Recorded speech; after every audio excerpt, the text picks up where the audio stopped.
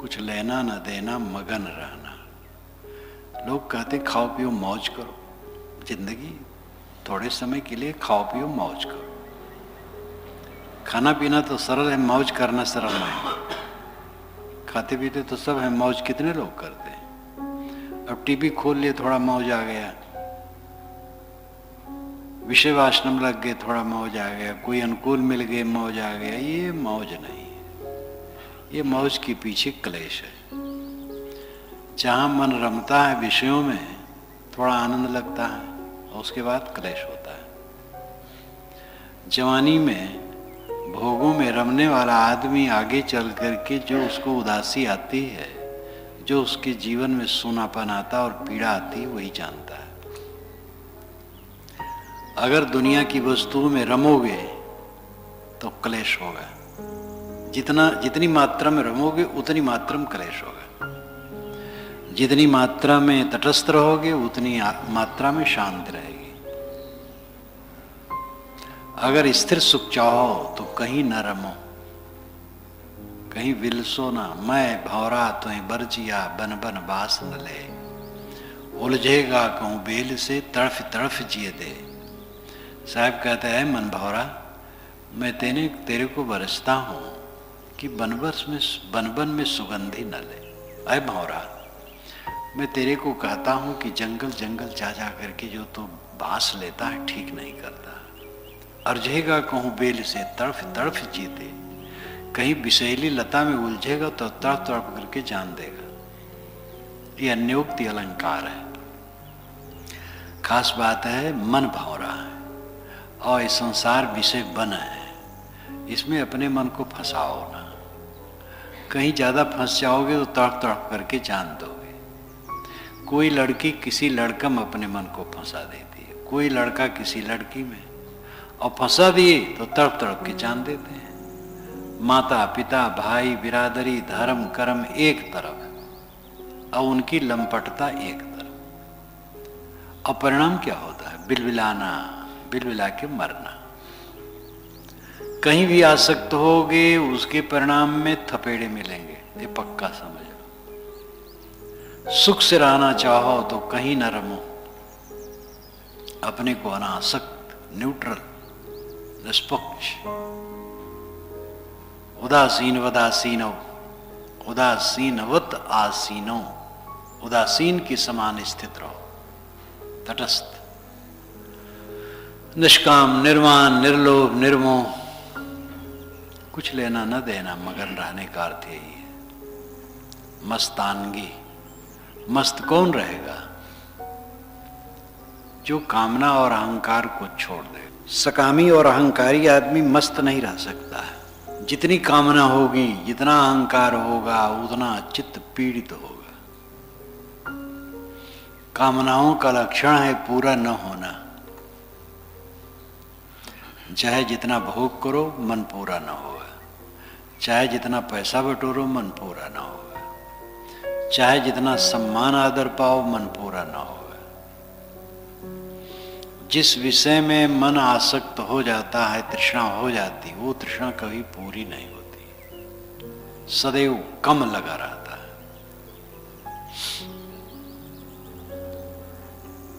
जो तृष्णाओं को छोड़ देता है वो संतुष्ट हो जाता है।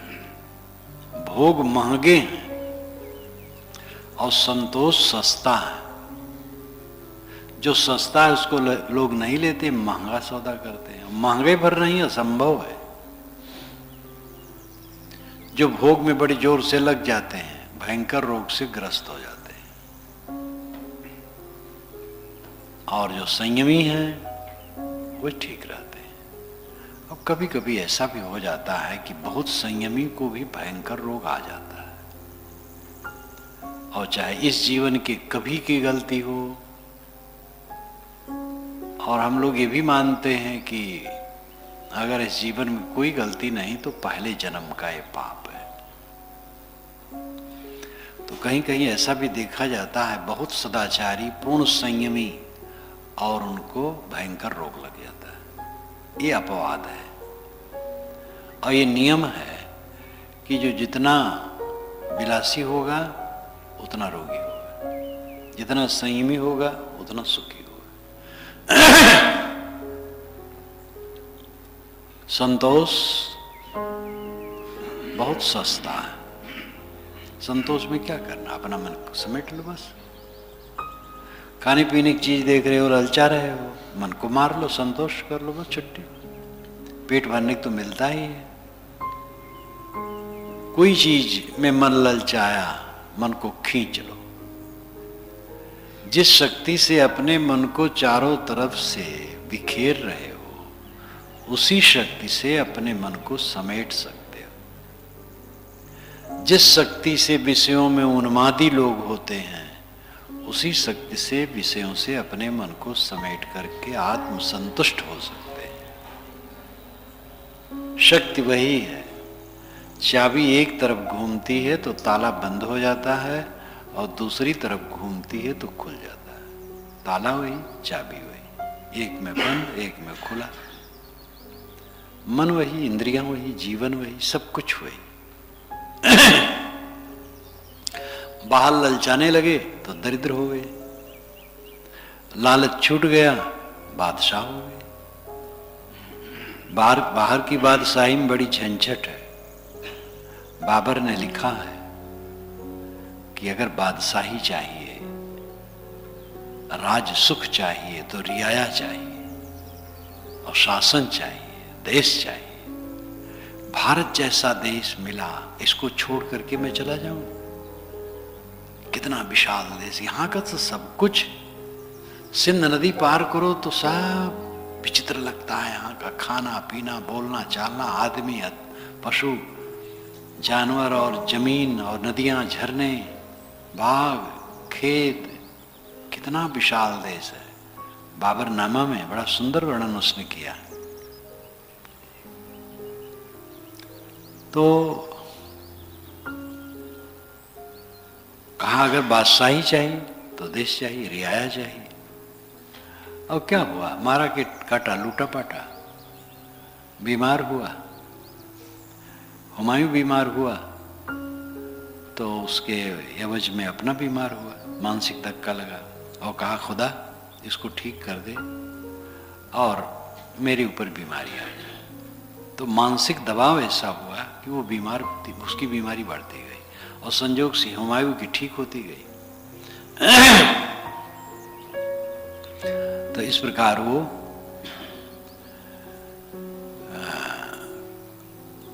उसने लिखा है कि बादशाहत चाहिए तो ये सब चाहिए, लेकिन वो असली बादशाहत नहीं है। असली बादशाहत है संतोष। इसमें न रियाया की जरूरत है, न देश की जरूरत है कि देश को ही कब्जा कर लो।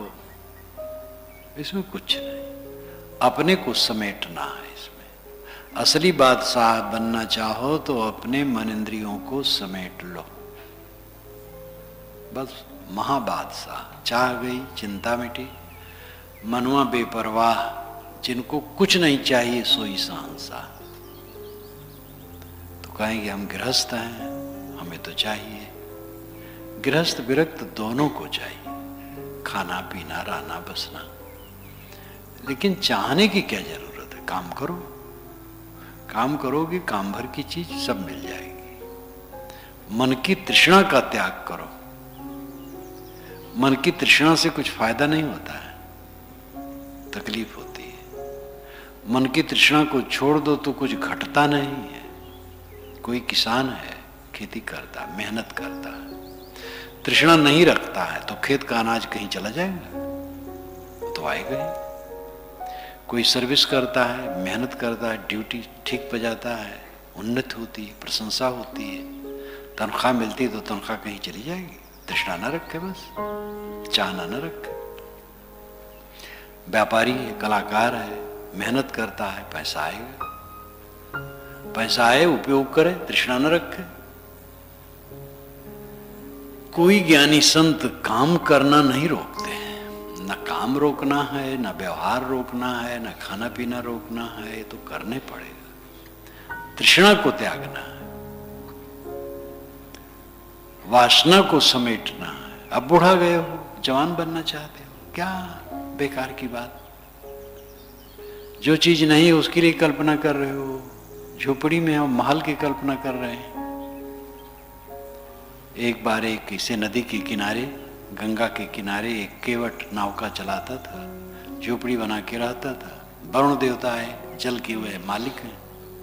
वेद में वरुण नैतिकता का देवता है, लेकिन वेद के बाद के काल में वरुण पानी का देवता बन के रह गया। काल्पनिक होते हैं सब देवी देवता। तो वरुण कहानी गढ़ी जाती है। वरुण देवता नदी के किनारे घूम रहे थे, केवट ने देखा, जाके पैरों में पड़ गया।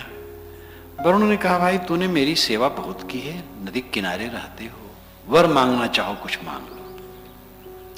कि हुजूर हर साल हमारी मड़ैया बह जाती है, बाढ़ आती है तो बह जाती है, एक पक्का पोख्ता मकान हो जाए बस, छोटे हो बहाए ना। कहे जाओ, हो गया, बस पक्का पोख्ता मकान हो गया।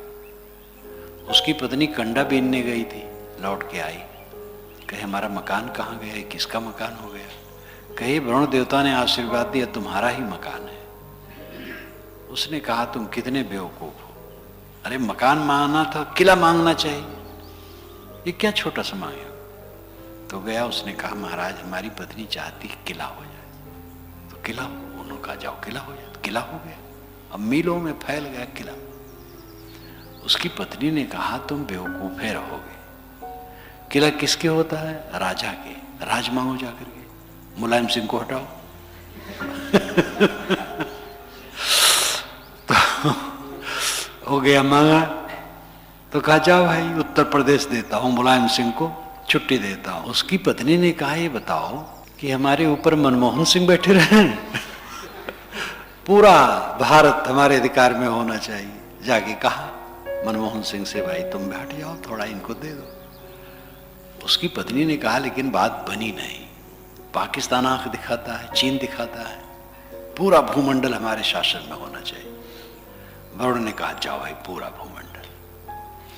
उसकी पत्नी ने कहा लेकिन बात रह गई, अब पता नहीं कितने ग्रह उपग्रह, वहां कितना सोना चांदी हीरा मोती है, और कभी कभी वर्षण, कभी अवर्षण, देखो भूचाल आया, इतने लोग मार डाला प्रकृति ने।